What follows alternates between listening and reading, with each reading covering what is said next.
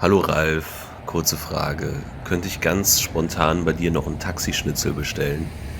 Mit Kroketten, versteht sich. Danke. Ganz spontan? Na klar. Und dann kannst du dich im Prinzip, ja, Viertel nach fertig, würde ich sagen.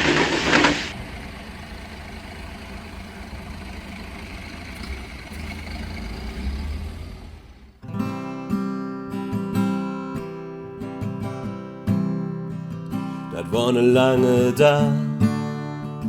Ich bin total geschafft. Jetzt muss ich noch kochen. Dafür fällt mir die Kraft. Im Bräuschen brennt noch Licht. Das ist eine gute Idee. Jetzt ein Taxischnitzel, das han ich mal verdient.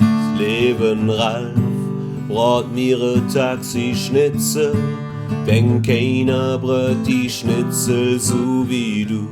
Leben Ralf, so lecker Taxischnitzel und noch ein paar Krokette sowieso.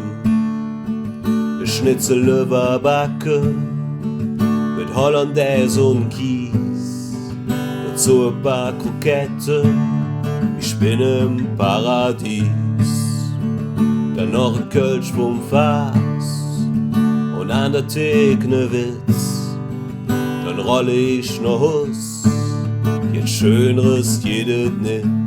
Leben Ralf, brot mir ein Taxischnitzel, denn keiner brot die Schnitzel so wie du.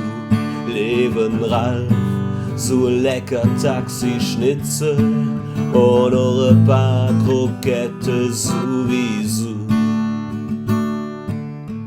Und es du bedenke, ich meine so moralisch, kein Problem, denn das Schnitzel schmeckt auch vegetarisch. Leben Ralf, brot mir ein Taxischnitzel, denn keiner brot die Schnitzel so wie du. Leben Ralf, ich hab noch eine Bitte, tu auch ein Salätchen mit dazu, wegen der Vitamine.